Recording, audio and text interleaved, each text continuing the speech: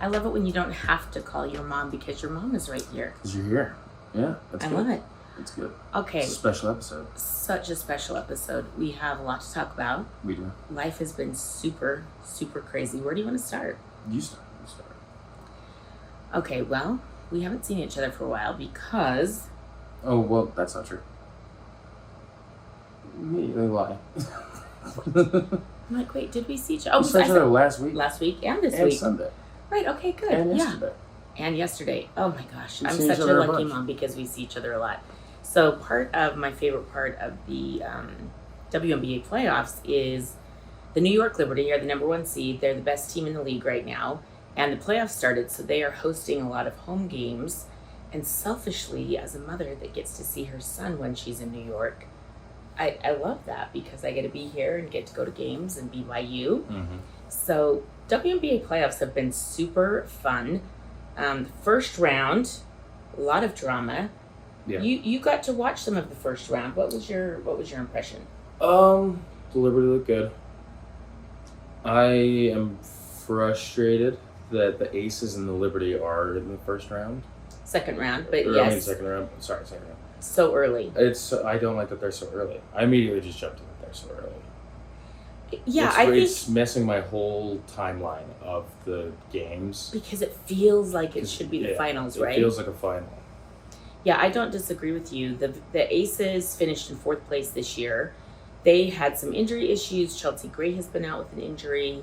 She's just getting back to form. Mm-hmm. They had 5 of their players play in the Olympics, so they kind of came home from the Olympic break. I thought maybe a little bit tired, if not physically, then mentally. They just had so much going on and the pressure of playing for your country. 4 of them won gold medal. Megan Gustafson played for the Spanish national team and did play very well. Mm-hmm. But so the Aces maybe were regular season a little disappointing, but they're starting to round into form now. Yeah, they're definitely on the ball now. And you got on the ball. Nice sports pun, my friend. Nice sports I'm not pun. proud of that. The other cool thing is Mom is getting to go from WNBA playoffs 2 college football games. right to these monster college football games. Yeah. So I want to start with Tennessee, Oklahoma, because I got to cover the very first. Can you sit up a little? I can't see you if you're that like this. Wow. You can see us either way. Can it? Hi. Can you see us? All Yeah. right. I just felt far away from you, that's all. I want to just actually be talking to you. But so I went to Oklahoma, and we've done lots and lots of games at Oklahoma. You've gone to lots of games at Oklahoma with me.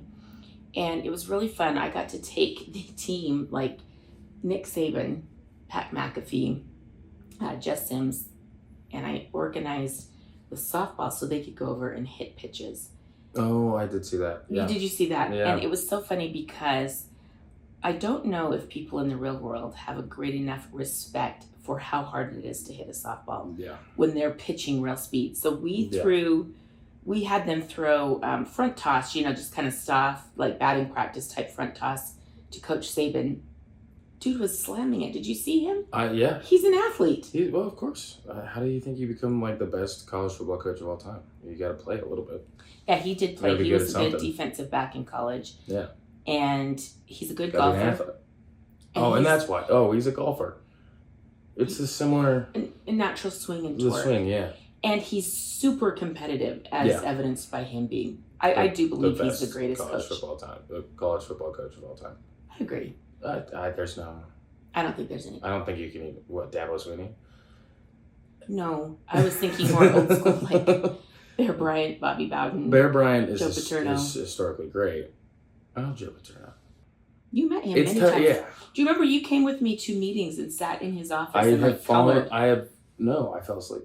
You fell asleep. Yeah, I remember later. Because we traveled and then we drove, and I was young, and I wasn't used to time zone changes.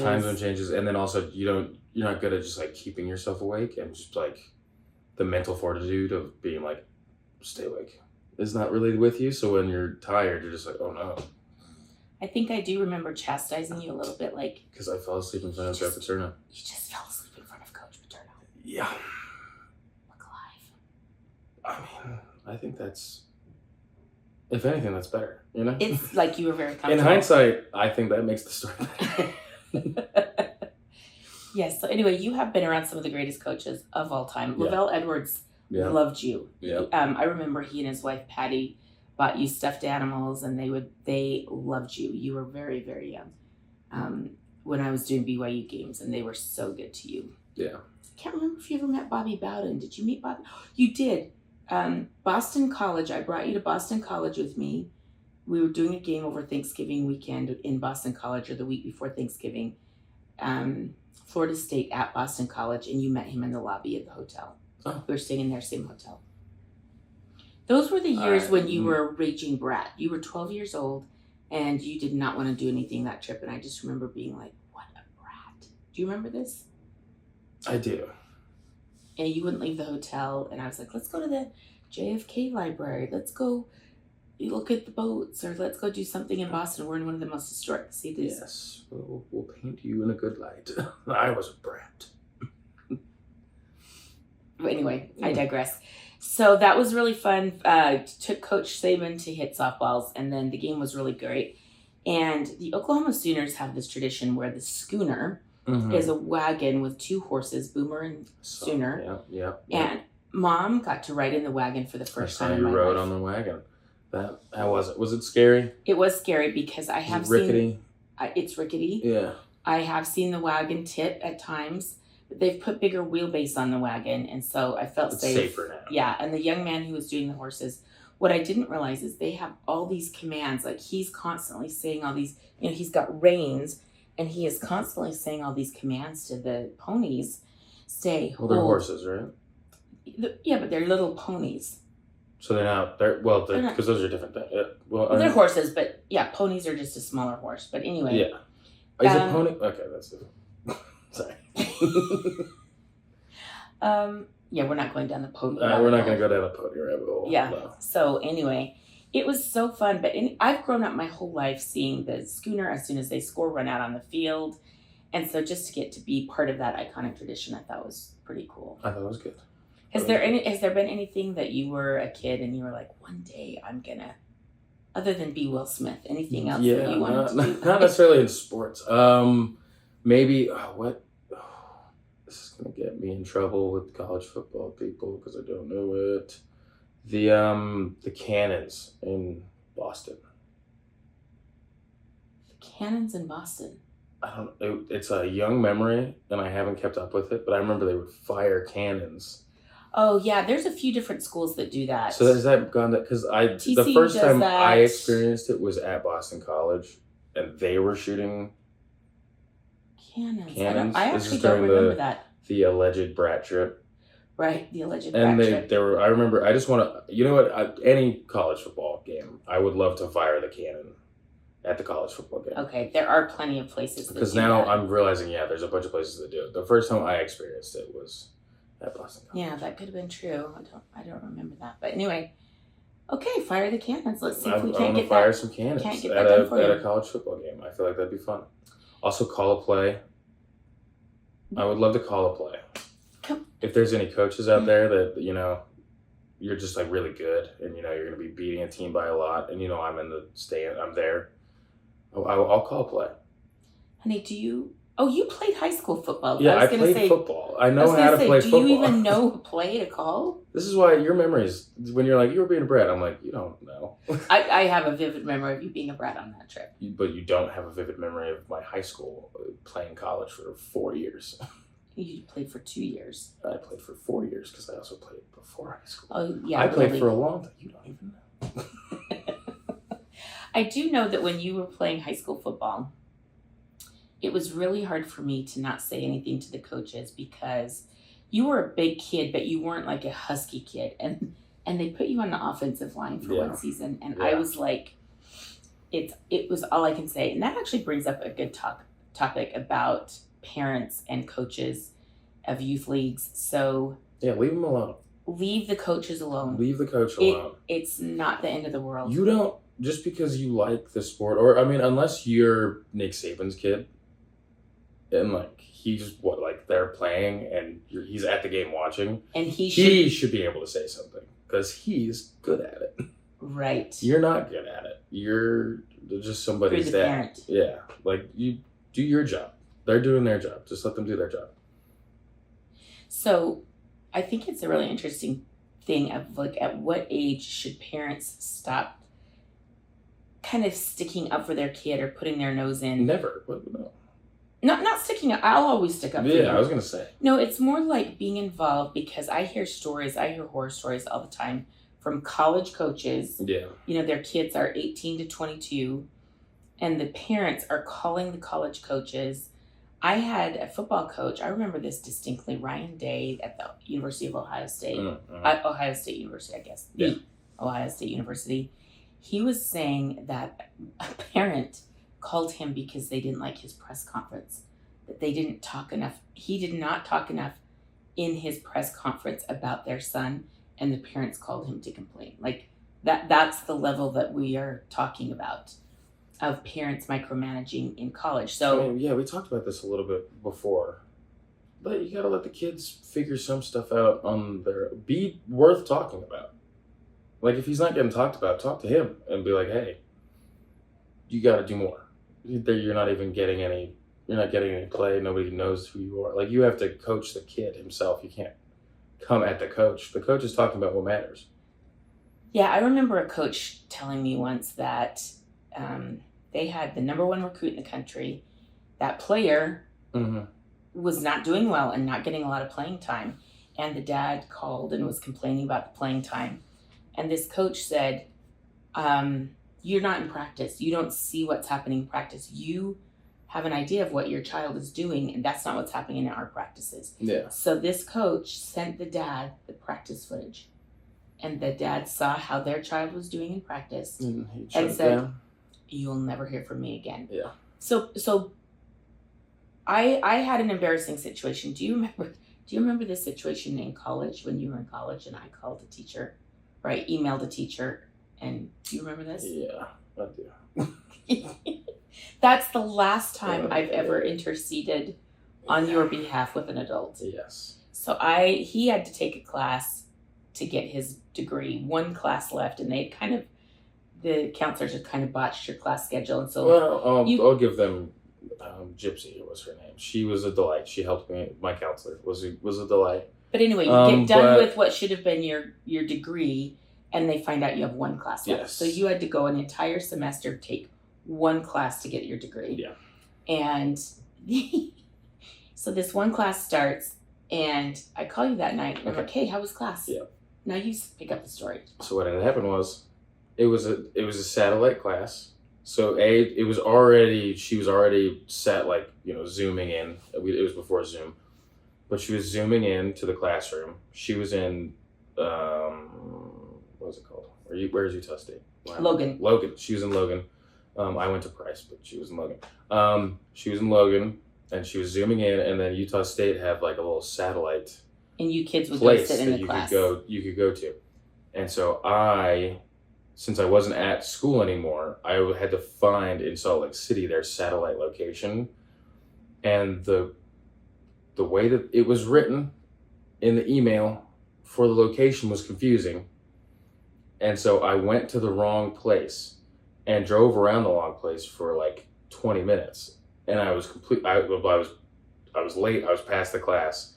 And then you go. So I call and I'm like, hey, so how did class go? And he's like, well, I couldn't find it.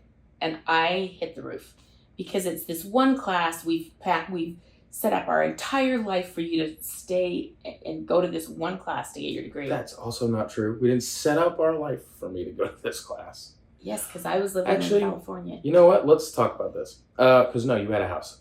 We need to talk about parents giving unreasonable pressure on children. That is not true. So you had a home that I just happened to be living at, and you were just at a different home.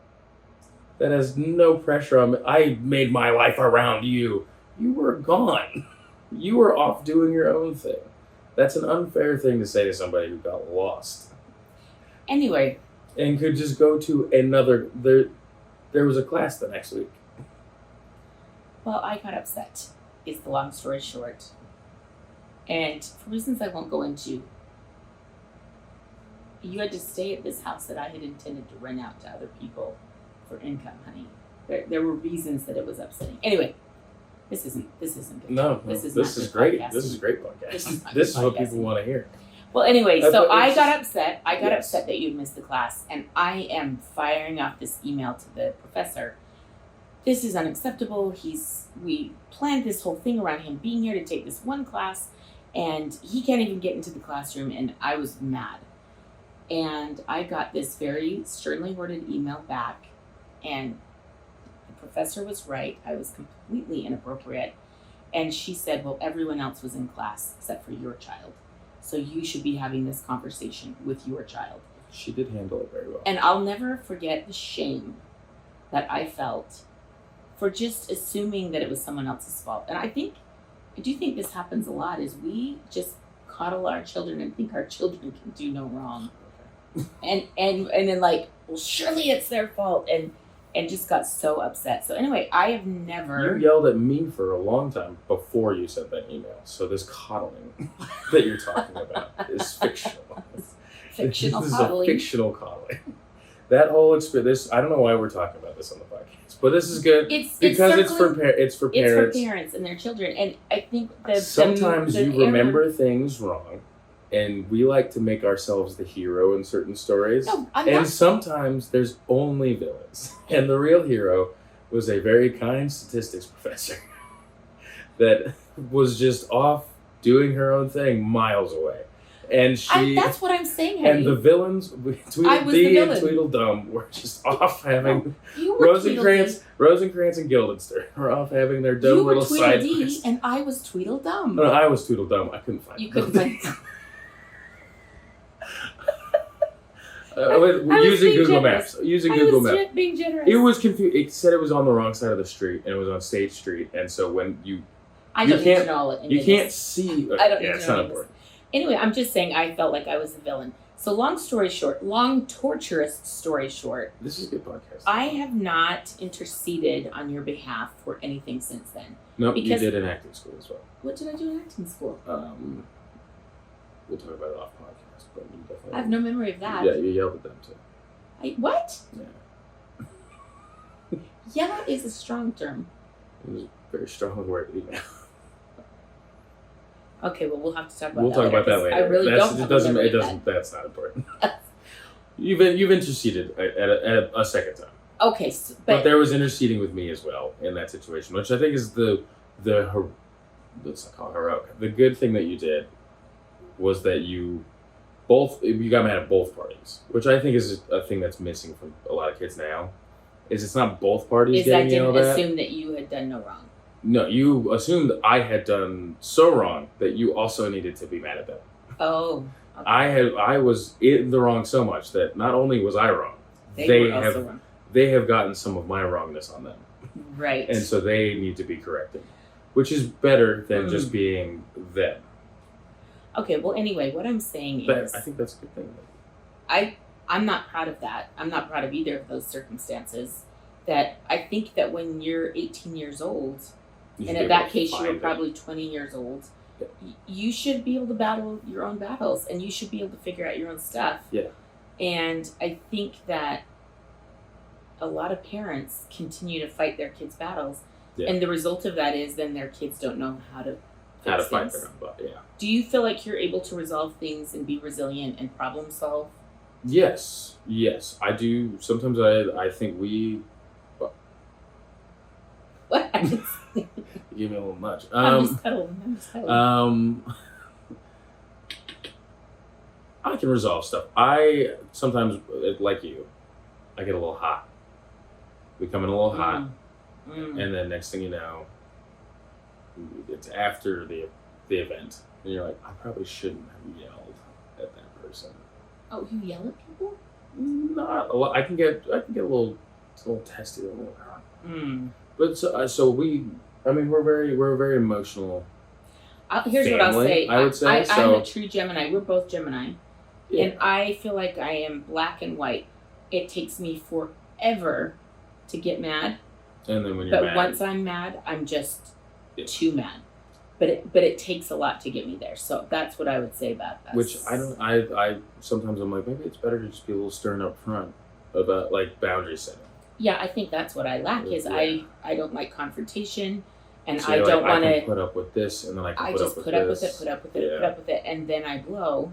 Instead of the first time something happens that wasn't quite right, I corrected it. calmly there. correct it then and confront it there. Yeah. But I think that's a whole personality issue of not wanting to confront people and things. I definitely don't like confrontation at all.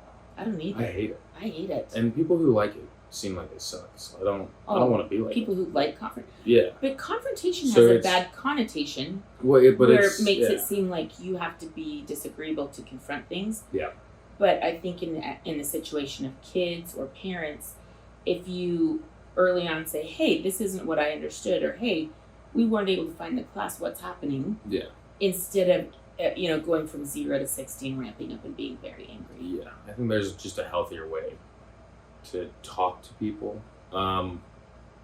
But the people I do see that there are some people who like They thrive on. they're ready confrontation. for a fight. Yeah. They're ready to have a problem. And it's again, like if it's in a situation with your kids, if you're always ready to fight, they never learn how to fight, and then what happens when you're not around? They just get bullied because now you've set this kind of tenet around them. Protective. It's protective, but you've given them this like invisible bubble of kind of like conflict, and now they don't know how to handle the situations that they'll then be put in because they have the bubble in their head, and other people that know you will have the bubble around them as well.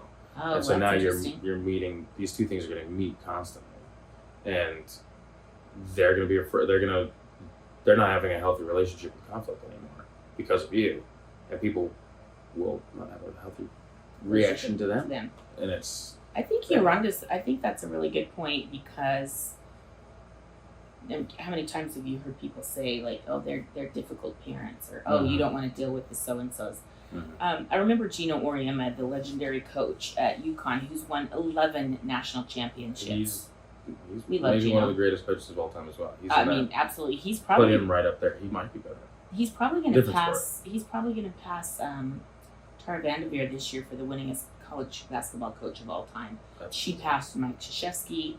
He's going to pass both Coach K. I think he already did pass Coach K and Tara. I think Yeah, he did. I remember that last year. But anyway, I remember him saying to me that kids of this generation are struggling when they get to him because they've never failed at anything before. Yeah. Because a lot of them have these helicopter parents that step in and fix every situation. And so the first time they are failing at anything is at his practice. And they don't know how to deal with failure. That. Failure is the best teacher. And I think we have a tough time with failure right now, just as like a society. Like not that cancel culture is a good or bad thing. I don't really have any hard thoughts on it, but you can't really have a mistake now because everything's so cultivated. Like social media, like you have to. You need to look perfect on social media. Yeah, so like if you have a bad day, that seems much more intense, and so. And you that see lack of everything failure. else around you, and you see everyone on social media looking so perfect that when you do fail, it feels so much bigger and so it's more. a bigger deal, and you feel like anxiety-ridden. everybody knows. Everybody knows that you failed, and they're like nobody cares, Right? because nobody actually knows you, or that you failed, or they're not as invested in your success or failure. Exactly, and if they do get invested in your failure, they're just being invested in your learning process, which is actually a good thing. Yeah. So it brings me to a question. So one of our good friends right now is going through some sleep training issues with their child. And they have a little girl that's 3 years old. She's not sleeping. And I finally said to him today, he's like telling us these big long stories about how she's up 4 or 5 times in the night. And I finally said to him, when will you consider being mean? And what I meant by that was when you were a little kid, I had to develop the mean mom voice. Because you would not take me seriously. I vividly remember you crawling around and doing naughty stuff, and I'd say, no, don't touch that. And if I would say that, you would just turn and laugh at me and then reach out and touch it. Test the I boundaries. have that problem to this day. It's an issue. Like to test the boundaries. I am a boundary testing person. Is it healthy? There's no therapist to tell me that it is or isn't. So, okay, sorry. Well, call us or It's not- tweet it's us not if you have great. some It's not suggestions. great. But so when you were a kid, I definitely remember like developing this what I call the mean mom voice. Yeah. And I think to this day the mean mom voice works. Do you think it works? I haven't heard it in a long time. Well, that's I a don't good think it's. thing. I don't think it's necessarily been that. No, I heard. We had a fight last September. Yeah, last year we heard it. Yeah, I heard it. Yeah. But Yeah, it's do good. you You've got a think- good meme mom. that's been cultivated over many years. I disassociated for a second. I left the I left the podcast. plot. Where are we? Where are we? But it's interesting because I think that's one of the hardest things to do as a parent. I hated setting boundaries for you. Yeah. But everything I read in child psychology, child development books, and I tried to read everything because I was a first-time parent. I didn't know if I was doing it right. Like, we don't know if we're doing it right. We just get this human being dropped on our doorstep. And, I mean, I had you. I have stretch marks to prove it. You were not dropped on my doorstep. Well, I was dropped out of you onto the doorstep. There we go. But we're trying to figure it out in real time. Yeah. But my advice to him was, she is pushing, if she's up 3 times a night, she is pushing your boundaries. And until you set a hard boundary, and it's going to be hard, and she's going to cry. Yeah, and also it made me flash back to, do you remember your you sleep? locking me out of your room because I used to try to sleep. This is one of my earliest memories, so that means it's a trauma. That's what I've decided. But no, I think that you need to teach. There's also like a level of like they're just doing they're testing your boundaries, but they're also just doing it. Like some of testing boundaries is just like, oh, I can do a thing.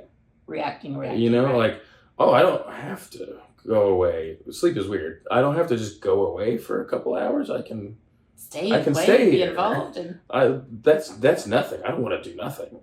well, So if you help them and like, you know, teach them to be tired and teach them. right. So they are having these long, And he's got actually- a sleep consultant. Yeah. They have these long bedtime I mean, you routines should of be setting doing up. Watch a YouTube video. Don't hire somebody. Anyway, so I remember Alright. we had a real problem with you sleeping because you started crawling out of your crib. Yeah. You climbed out of your crib at 9 months old. And people don't believe me when I tell them that. You were the most active child. You started walking when you were 9 months old. You were cruising around the furniture, pulling yourself up and cruising at 6 months old, which is super early. It's a great sign of intelligence, I've been told. Wow, that sign was wrong. I'm sorry I keep wheezing into the microphone. I'm a wheezing laugher. No, that's good. That's okay. But I remember having real problems because I would put your crib down lower. You would crawl out, and out of fear of you crawling out and killing yourself in the night, I finally put you in a toddler bed, and you would not stay in that bed. No. You would climb out. I remember like reading to you till you'd fall asleep. I'd lay on the floor and hold your hand till you fell asleep. I mean, I still. And then do I this- would Rambo crawl out of the room on my hands and knees. I'm an adult. Night crawling on the floor to get out of the room. You're not an adult anymore. And You're I'd a get parent. I'd get to the room. I'd get out of the room 5 seconds. Mom, mama, mom, mama. So I guess what I want to ask you is, what traumas did you have during this time? What did I do to you? But like, how do parents set boundaries for their children? I was afraid of the dark, and I remember it would wake me up, and I remember just being scared. And then one time, and usually I'd come into your room, and then you stopped letting me come into your room. So then I was just scared, solo. And then at one point I was like, well, she's the only person that can help me. So I remember trying to drill a hole through the wall, which this actually is a sign of intelligence. I was smart enough to realize that door handle's here. I was like 4. I don't know why I Door's remember locked. this. But I remember the door handle's here. The edge of the door, it goes into the wall. So obviously something is holding it here. So if I drill into the wall here, I can stop this from being closed. Smart, problem solving, but there's obviously another problem. Yeah, the boundaries are hard, and I think that's the other thing we've struggled with. I do think we have pretty good boundaries. Yeah. I do think you test your mom's boundaries a lot because you're my only child and I probably give in to everything you ever wanted. Do you think you've been spoiled? No. No. Oh, that feels good. No. I don't think you're an entitled brat. No. For the most part. No. I've actually had somebody, I was like, oh man, it's tough growing up out in these streets. And he was like, your mom's on TV. Shut up. And I was like, but that doesn't mean anything. But that's it's just my job. Yeah, but it's more of like the thought process is very much for me like, yeah, no, I don't. It's like you've had your needs met. You're not like struggling. Well, yeah, I'm not. I like we can if there's a fire, it's not like I can't get clothes. You know what I mean? Right. That kind of comfort. You have a good safety net. I have a safety net, and accepting the safety net is something I've had to do. So I don't think I've been spoiled. If anything, the opposite of spoiled. I've been. You don't want to ask for help. Yes, which ask for help. If you're ever having a problem, if you're ever going through something, just ask for help. Right. Because your parents do want to help you. Yes. But we also don't want to feel like we're being taken advantage of, or we do want kids to have boundaries. But anyway. Yeah. But then you've also gotten me out of situations where I've been like, you're like, just, I'll help you. And I'm like, oh, I didn't even realize. Yeah. Yeah. Parents want to help their kids, but we also want you to help yourself. Help yourself first if you can. Yeah. Yeah, anyway, it's just fun to listen to other people who have young children and hear what they're going through and realize like, whew, we were not perfect by any means. Like no. I daily think of stuff that I have done wrong as a mother, but hey, we're still standing. Here we are. No, I do. Oh my gosh. You did your job. Did I? I'm not dead.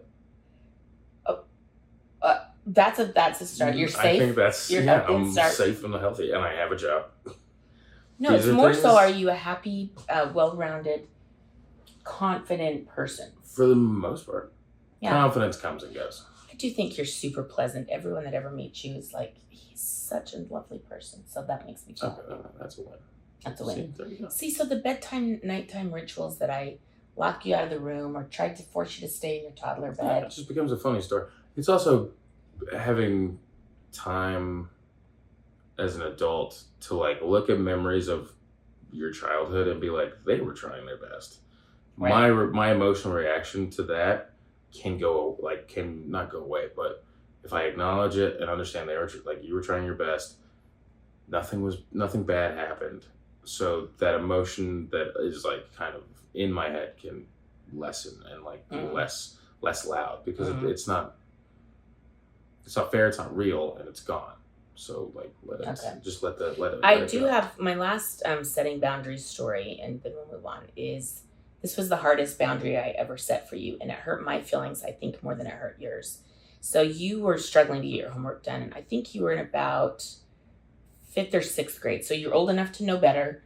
You're procrastinating doing your homework, and I tell you, if you don't get that homework done, you are not going on this trip to New York City with me to go to the Heisman Trophy ceremony. So I was hosting the Heisman Trophy, and I kept telling you, and I gave you 1,700 chances. So I came to the school, I come to pick you up, check you out early to go to New York to the Heisman, and what happened? I had not done any of my homework, and it was borderline announced in front of the other kids. I don't know what member it was not announced in front of the other kids. No, I just remember, it's more that I remember being like, oh, I'm going to go to New York and telling everybody. And then you came in, talked to the teacher and left. And I stayed. And you are not going to New York. And I did not go to New York. So and then you everybody did not. was like, you're not going to New York. And then the rest of my evening, because I didn't get to hang out with anybody after school, was just talking to all my buddies like, well, I can't go to New York. And they're like, do you want to hang out? And I was like, no, I'm in a lot of trouble. I'm in a lot of trouble. So that was the year that Reggie Bush won the Heisman. Epic Heisman year. And you weren't there. Because you didn't get the homework done. And I actually think that was harder for me to not have you with me. Like, it hurt me more than it hurt you to set that boundary. Yeah. So I think my last thing I would say to parents is don't threaten things that you're not willing to follow through on, because that's the hard part. I remember one other time we were at a restaurant and I said, if you do this one more time, we're going home. And I did it again. And you did it again. And I just had to leave our food sitting on the table and stand up and take you out of the restaurant. Like, hey, but now sometimes I hear these stories and I'm like, wow, I really am just a brave child. There's just a weird. You were pushing some limits. There's a weird psychosis going on over here where if I get told no enough times, I will just keep doing it, which is, well, that's fine. Okay, last thing I wanted to talk about was just finishing on my epic week because I got to go and cover Indiana Fever. You know we love Caitlin Clark, Kelsey Mitchell, Aaliyah Boston is one of my favorite people of all time. So it was just really fun that Indiana Fever win the WNBA Playoffs for the first time for that franchise since Tamika Catchings retired. We got to see Tamika Catchings 2 days ago and hug her. Isn't she? Yeah, we just saw her. She's great. She's in my top 5 of people I know in life. She's awesome. Top 5 of people I know in life. But anyway, amazing basketball player. They had not been in the WNBA playoffs since she retired. Yeah. And so I got to cover both of their opening round games against Connecticut Sun. That was awesome. But then I had to drive from Uncasville, Connecticut, 2 hours to Boston, take a flight. Maybe I shouldn't talk about this. You get very triggered by this. Fly into Atlanta. It's dumb. Drive 2 hours to Athens. Go to Georgia football practice through Hurricane Helene. Then drive 3.5 hours back to Tuscaloosa that same night. So I think that day I drove maybe 8 or 9 hours, and 6 of them were through a hurricane. But anyway, I made it safely, and I got to cover the most amazing college football game I think I've seen in.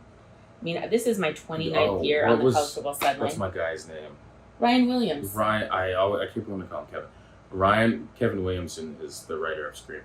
Ryan Williams, amazing. Amazing. I don't know how you even catch balls like that. It was the craziest thing. And so, you know what's crazy? And I'll include this video in the pod. Is in pregame warm-ups, I was just messing around and I went over and said hello to him. And he could not have been a nicer kid. You know, he's 17 years old. He reclassified. And he came over and just hugged me. And he was so sweet and nice to me and happy to see me. And I was just like, oh, you're such a nice kid. Yeah, he's not only a football player. He's a sweet darling. kid. Yeah. He has a podcast with his friend. It's great. You got to check it out. We'll drop it in the notes. But anyway, he's like in pregame warm-ups and he's just doing those crazy just leap in the air, spin around, one fingers, hand. Yeah. Like Odell Beckham-esque. It just crazy catches in warm-ups. And I'm like, that's so great. He's so live.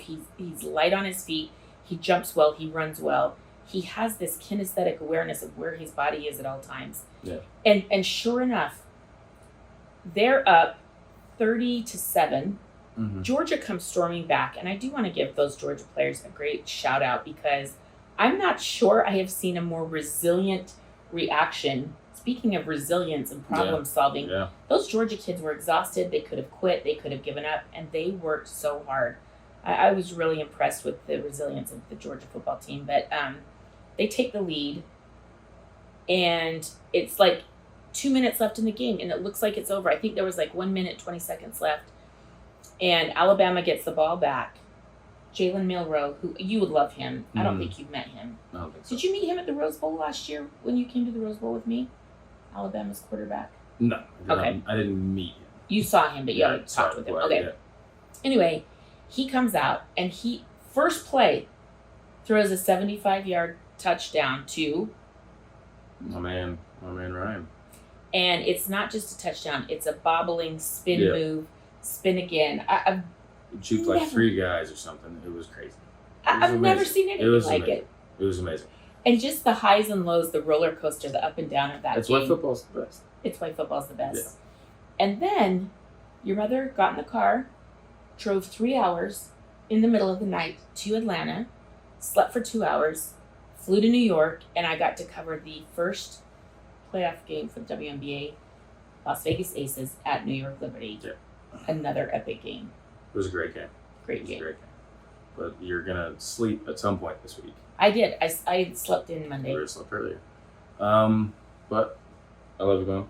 You got to go. Because there's the next game. Oh, what time is it?